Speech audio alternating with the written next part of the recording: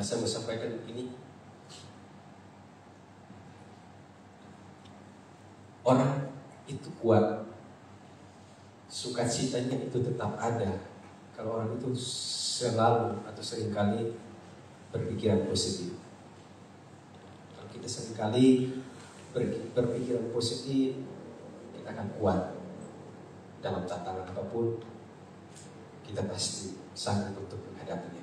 Oleh karena itu kita mau belajar dari bagian ini, bagian dari pasal 33. Kita mau baca beberapa ayat, Bapak Ibu Saudara. Ayo pasal 33 ayatnya yang ke-8.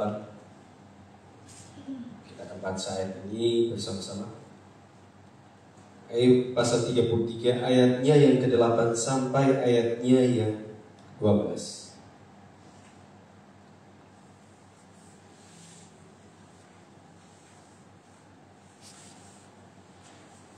Ayo pasal 33 ayat 8 sampai ayat 12. Kita baca bersama-sama. 1, 2, 3. Tetapi engkau telah berbicara dekat telingaku dan ucapan-ucapanmu telah kudengar. Aku bersih, aku tidak melakukan pelanggaran. Aku suci, aku tidak ada kesalahan. Tetapi ia mendapat alasan terhadap aku, menganggap aku sebagai musuhnya. Ia memasukkan kakiku ke dalam pasuk, ia mengasuh. Sesungguhnya dalam hal itu engkau tidak benar, demikianlah sanggahanku kepadamu, karena Allah itu lebih daripada manusia. Ya. Bapak Ibu Saudaraku yang dikasihi Tuhan, dari pasal 33 yang kita bisa belajar pada pagi hari ini adalah percakapan antara Ayub dan Elihu, sahabatnya ini. Kalau kita melihat percakapan antara Ayub dan Elihu, saya melihat ada salah satu faktor yang membuat Elihu kembali menyudutkan Ayub, yang membuat Elihu kembali mencari kesalahannya Ayub pada saat itu, pada waktu itu. Pada waktu keadaan Ayub, kita tahu bahwa dia dalam penderitaan. Ayub dalam keadaan yang tidak baik pada saat itu.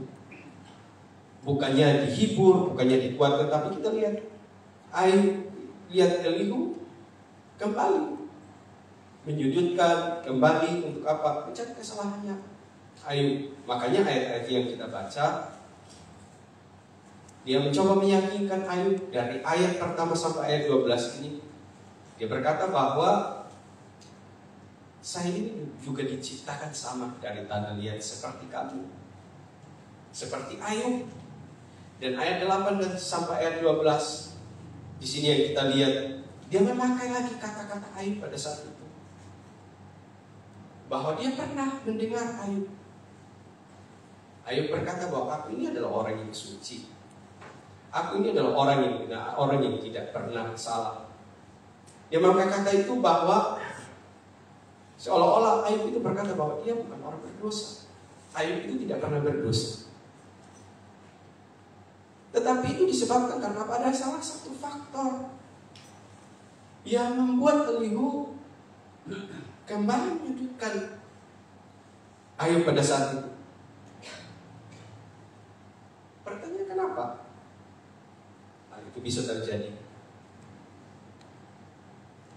Kenapa seorang sahabat yang dianggap baik tetapi bisa berubah dan melakukan kesalahan? Faktor yang saya lihat di sini adalah yang membuat Elihu bisa melakukan hal itu, yaitu karena Elihu memiliki asumsi atau pandangan yang salah. Itu penyebabnya. Asumsinya Elihu dari awalnya sudah salah. Ketika dia mendengar bahwa Ayub berkata, aku ini tidak pernah salah, aku bersih.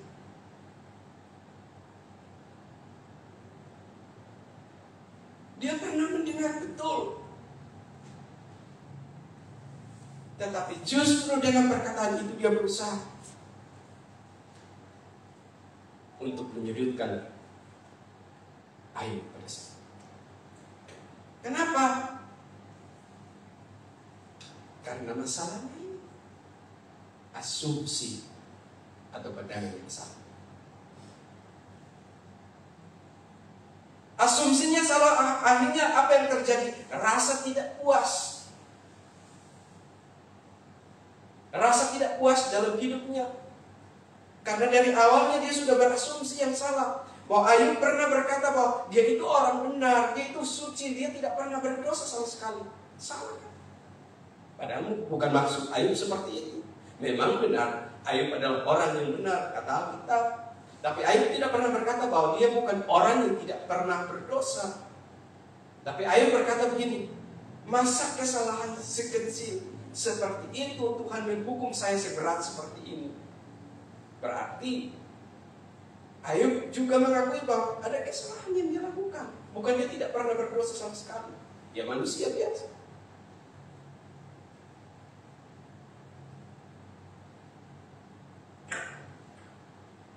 Ini yang sering terjadi dalam hidup kita. Hilangnya sukacita dalam hidup kita, hilangnya damai sejahtera dalam hidup kita, bukan karena Tuhan tidak ada dalam hidup. Tuhan itu selalu ada dalam setiap hidup kita. Amin. Tetapi hilangnya sukacita dalam hidup setiap kita, salah satunya disebabkan salah satu faktor yang menyebabkan terjadi dalam hidup setiap kita ini. Karena saya dan Bapak Ibu Saudara di tempat ini memiliki cara pandang yang salah.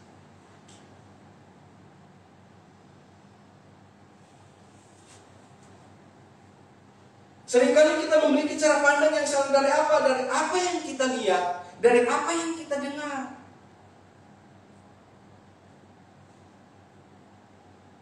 Bisa terjadi dalam rumah tangga.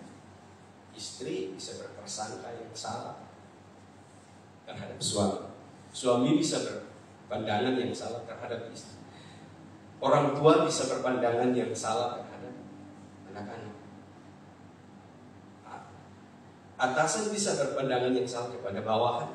Bawahan juga seperti itu. Seringkali itu terjadi. Makanya seringkali hilangnya sukacita dalam hidup kita.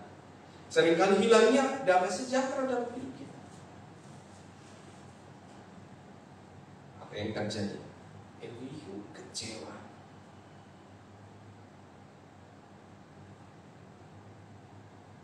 Dan dia tunggu waktunya, pada waktunya sampai dia berkata dengan terus terang kepada Ayub bahwa seharusnya ini kamu salah. Saya pernah mendengar perkataanmu bahwa kau adalah orang suci, kau adalah orang benar yang tidak pernah salah. Padahal bukan seperti itu.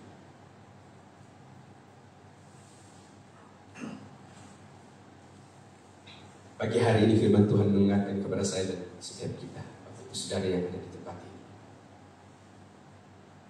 perbaiki cara pandang supaya sepanjang hari yang kita jalani dan seterusnya, dalam rumah tangga, dalam pekerjaan, dalam usaha kita, dalam pelayanan, dalam dimanapun kita berada, damai sejahtera itu tetap kita alami. Kalau cara pandang kita yang baik, positif, apapun yang akan terjadi dalam kita akan tetap kuat. Saya percaya kita kuat. Orang yang selalu berpikiran positif, dia selalu ada sukacita, dia tetap kuat. Paulus berkata begini. Coba kita lihat Filipi pasal 4. Ini yang mungkin saya berkata.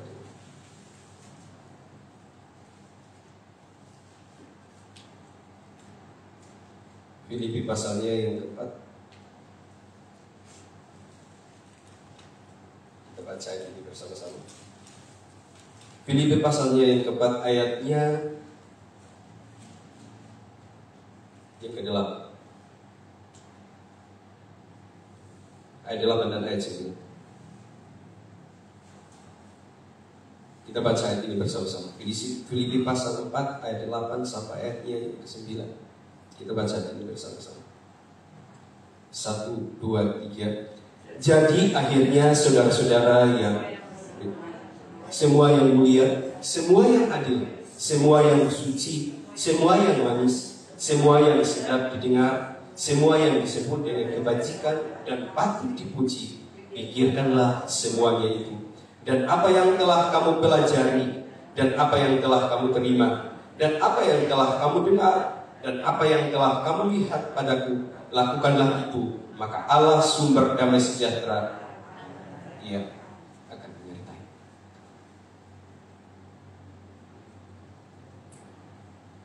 Apa yang dimaksud oleh Paulus pada bagian ini? Jadi akhir saudara-saudara, semua yang benar, semua yang mulia, semua yang adil, semua yang suci, semua yang manis, semua yang sedap didengar, semua yang disebut dengan kebajikan, patut dipikirkanlah itu. Maksudnya Paulus di sini adalah ubahlah cara berpikir kita. Selalu berpikiran yang positif.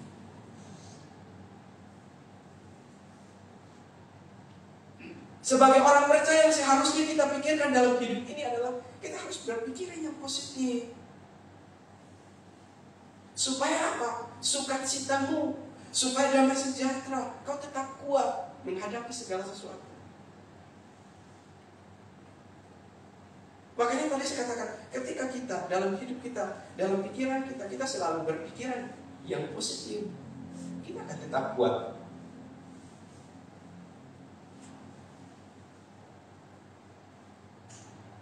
Pikirlah yang baik-baik.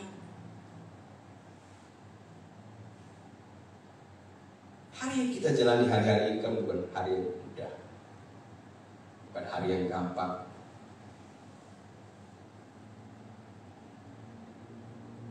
Hari yang sulit.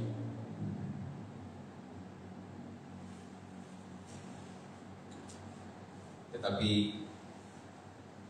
tetap berpikir yang positif, percaya bahwa Tuhan tetap menyertai kita. Tuhan selalu ada.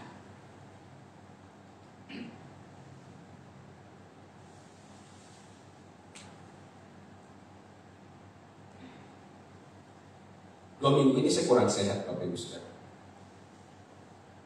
Makanya pas saya diajak makan, waduh, ikut juga. Kalau nggak nikmati, cuma nggak enak. Jadi saya pilih untuk nggak ikut. Tiba-tiba kerongkongan saya sakit, jadi mau telan juga nggak enak. Saya bilang, COVID itu udah lewat, kok baru sakit ya? Saya kan bilang, COVID itu udah beredar, kenapa harus sakit? Lagi mau makan yang enak-enak, sakit. Tapi saya berpikiran yang positif. Setelah diajak, saya kan juga dulu juga saya diajak makan, sering makan. Yang penting sehat dulu, yang penting sehat, supaya kita ikut juga jadi berkat buat orang. Nanti kalau saya ikut murung, orang pikir kenapa ya diajak makan kok murung? Kan saya nggak mau kayak gitu.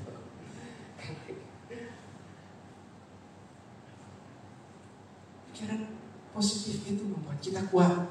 Amin. Ayo Bapak Ibu yang ada di tempat ini, saudara-saudara yang ada, belajar untuk berpikiran yang positif. Mungkin hari ini, mungkin kemarin yang kita lewati itu berat buat kita. Tantangan hari ini berat buat hidup kita. Tapi belajar untuk berpikiran yang positif.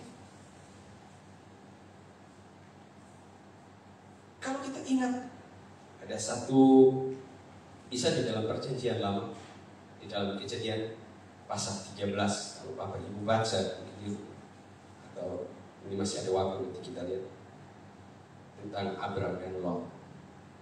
Coba kita lihat Kejadian pasal 13 ayat yang pertama. Kejadian pasal 13, masih ada waktu Bapak.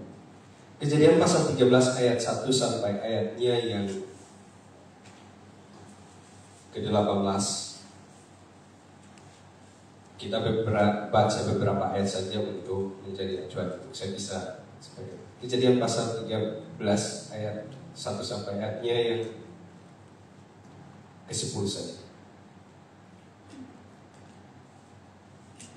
Maka pergilah Abram dari Mesir ke tanah Negeb, dengan istrinya dan segala kepunyaannya, dan Lot pun bersama-sama dengan dia. Adapun Abraham kaya, banyak ternak, perak dan emasnya.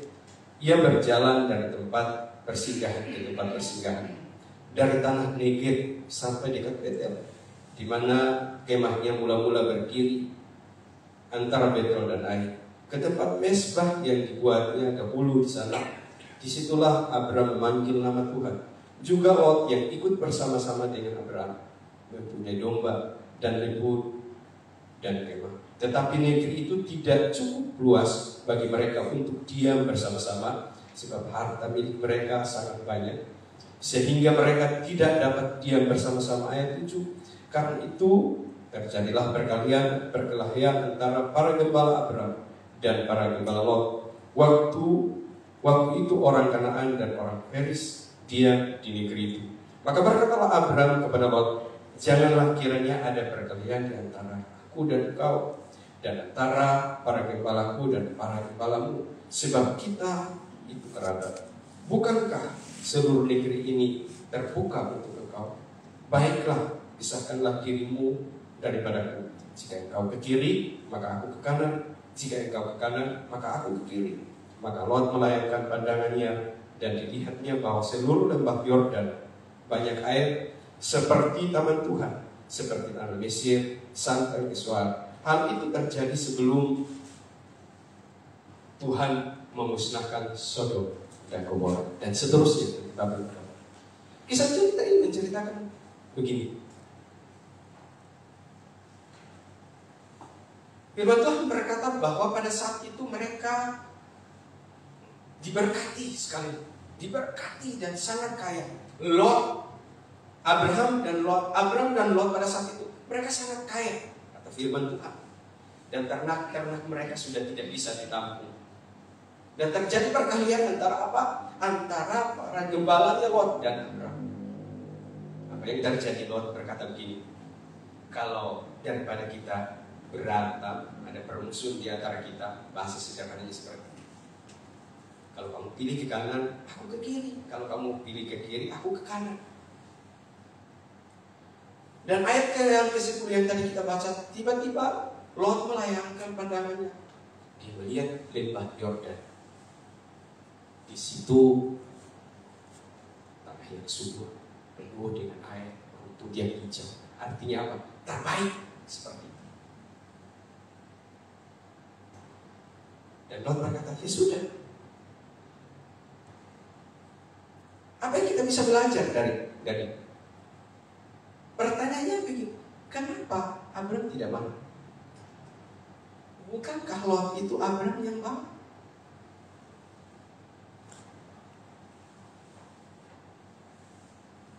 Sehingga ketika dia lihat, wah itu pasti yang Lot juga pasti, Abraham juga pasti tahu kan, wah Lot pilih yang terbaik karena itu begini.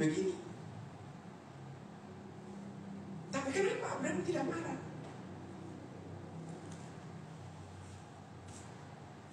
Karena asumsinya Abraham benar.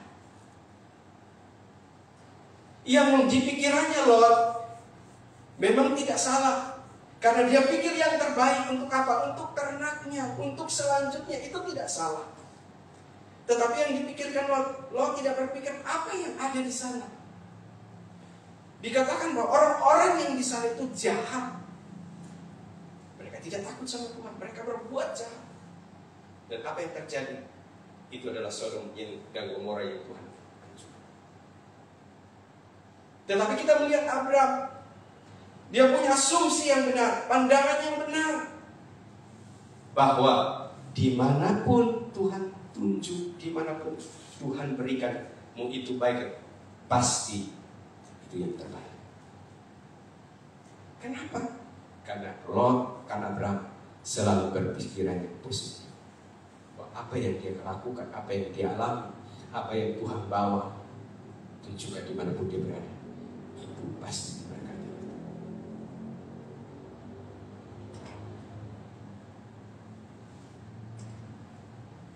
Pagi hari ini, setiap kita coba kita lihat, apa yang buat damai sejahtera menghilang hari-hari. Apa yang membuat sukacita menghilang hari-hari? Bukan karena Tuhan tidak ada, bukan karena kita kurang berdoa, tapi yang sering kali sukacita, damai sejahtera dalam hidup kita tidak ada karena kita punya asumsi yang salah. Ketika Tuhan izinkan sesuatu terjadi dalam hidup kita, kita tidak berpikir dengan positif. Ketika Tuhan izinkan sesuatu terjadi dalam pekerjaan, dalam usaha, dalam rumah tangga, apa pandangan? Apa cara pandang? Yang positif atau negatif?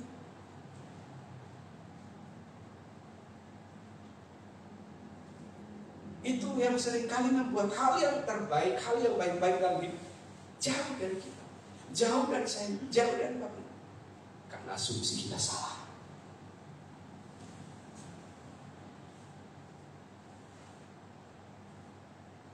Selama kita punya asumsi yang benar, selama kita punya pandangan yang benar dalam hidup ini, apapun yang terjadi dalam hidupmu dan hidup saya, mau seberat apapun dalam hidup kita, pasti kita kuat. Kenapa? Karena Tuhan ada dalam.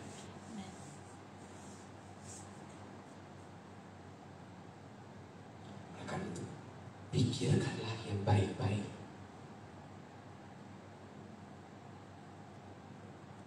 Hari ini mungkin kita bertemu dengan orang, oh nggak mungkin, nggak jadi.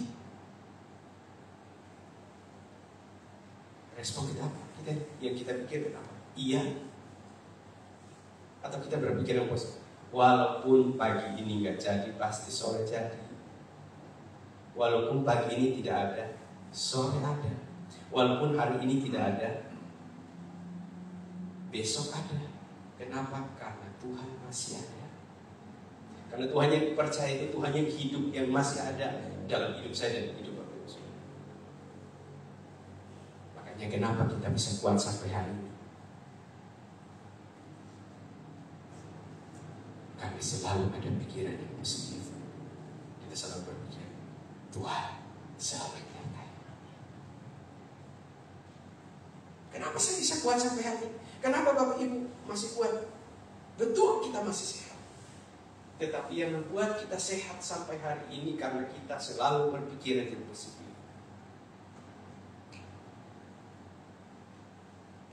Orang sehat tetapi selalu berpikir gini, nanti mati. Lama-lama juga mati.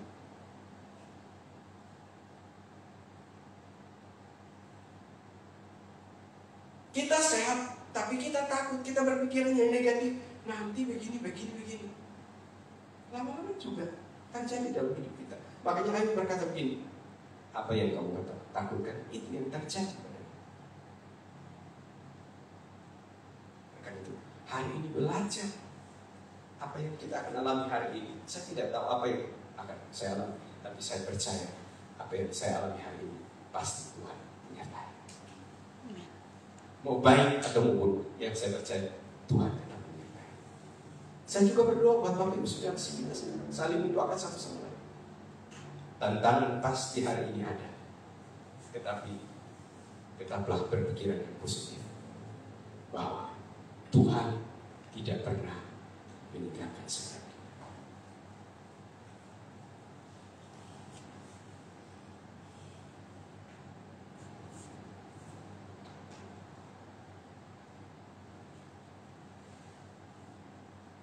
Ketika COVID dikatakan udah beredah, Bapak Ibu Saudara, jadi kita udah agak bebas, ya istrinya lega, bisa jalan ke sini, bisa berbuat ini, bisa melakukan banyak hal. Dan mungkin ada yang berpikiran yang sama seperti saya begini.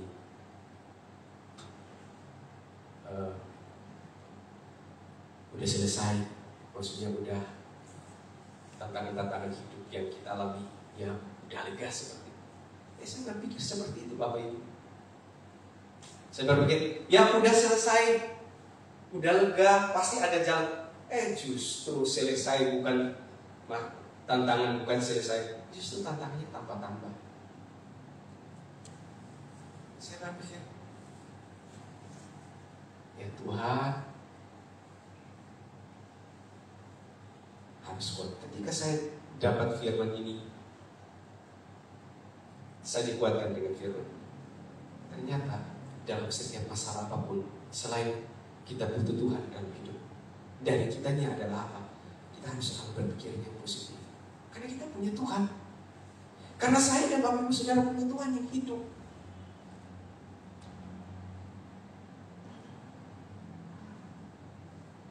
Makanya pernah saya waktu Bapak Ibu yang lain lagi berlibur, saya pernah dengar di TV begini, vaksin apa yang paling bagus? Ada yang bilang booster apa? Kami istri saya lagi kerja tugas anak-anak di kamar. Saya bilang saya di depan, saya lagi siap foto juga waktu itu. Saya bilang, yo vaksin apa yang paling bagus? Katanya booster apa seperti itu. Saya bilang bukan. Vaksin yang paling bagus untuk sekarang ini adalah vaksin rupiah. Betul. Orang kalau disuntik rupiah, senang, hati gembira, jalan kemana-mana, dompetnya sehat kan? Jalan kemana-mana, imun tubuhnya naik, sehat. Pikiran positifnya bertambah. Makanya kalau ada berkat, jangan berpikir. Banyak orang berpikir begini, liburan itu najis. Enggak, siapa bilang liburan itu enggak baik? Liburan itu enggak baik kalau apa? Dompetnya sakit.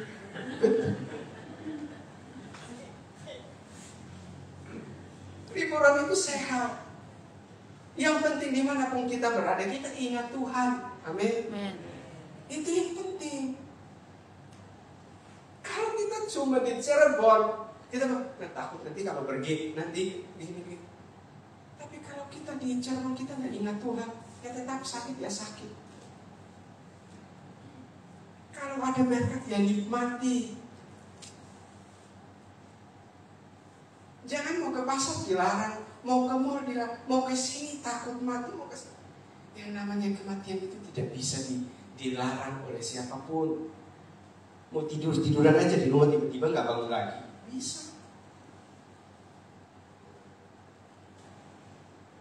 Itu semua tergantung dari apa? Pikiran kita. Oleh karena itu pagi hari ini sekali lagi saya ingatkan buat apapun yang terjadi hari ini, tetaplah berpikir yang positif. Mau baik atau tidak, tetap berpikir saya punya Tuhan yang selalu menyertai saya hari ini. Saya punya Tuhan yang selalu ada bersama saya hari ini. Katanya takut boleh, siapapun pasti takut. Tetapi kita jangan tinggal di dalam ketakutan. Karena kita berkata bahwa segala perkara dapat utangmu di dalam Dia yang memberikan kekuatan kepada. Ada Tuhan.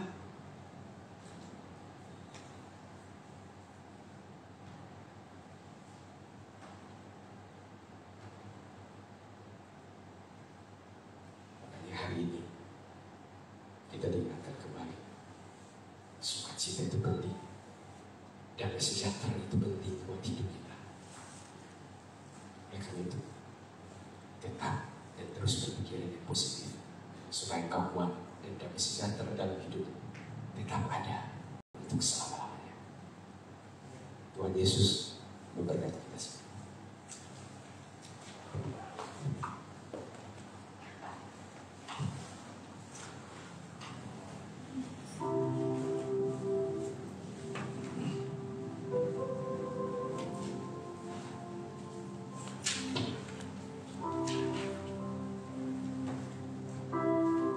Seribu 1469 kau ada bersama.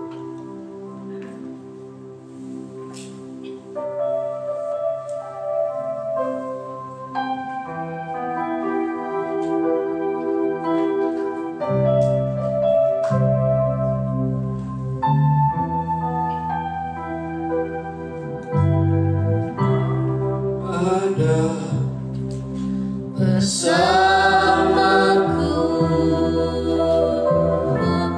di setiap musim hidupku. Amin.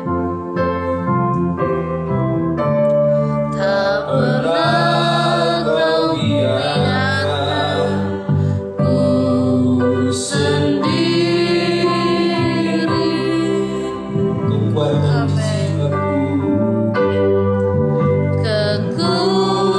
Kekuatan di jiwaku adalah bersamamu. Amin. Tak pernah ku ragukan kasih-Mu. Bersamamu, bersamamu Bersamamu Bapa, ku lewati semua Amin. Perkenanan-Mu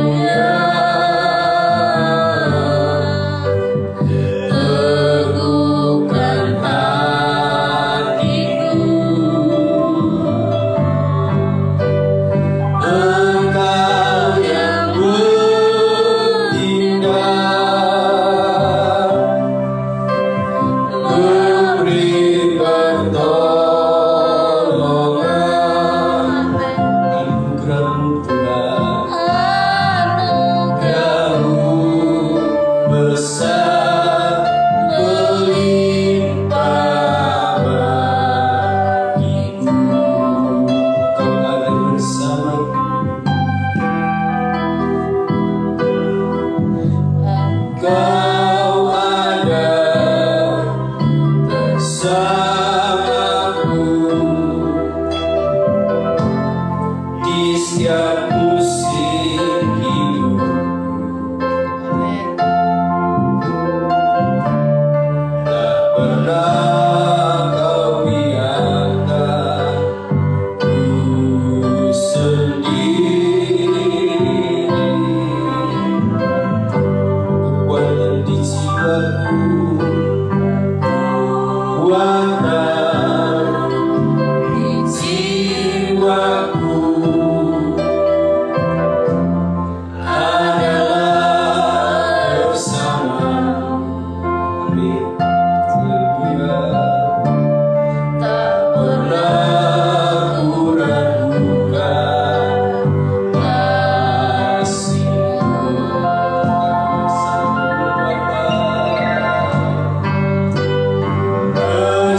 Bersamamu Bapa, ku lewati semua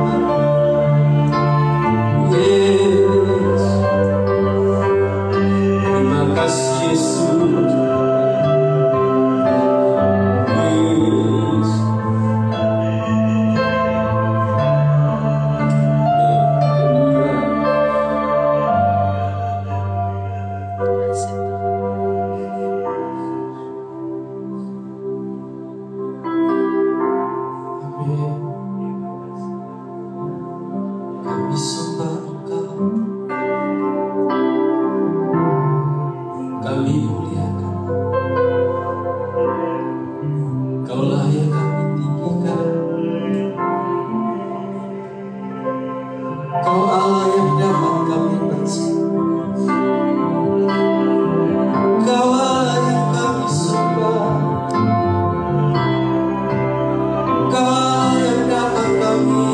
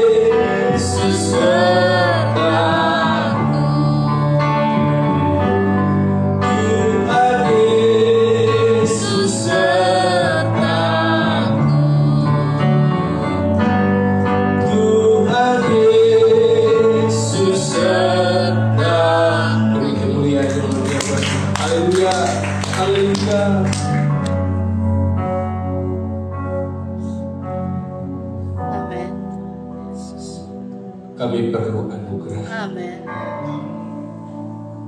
Kami perlu belas kasihan-Mu dalam hidup setiap kami.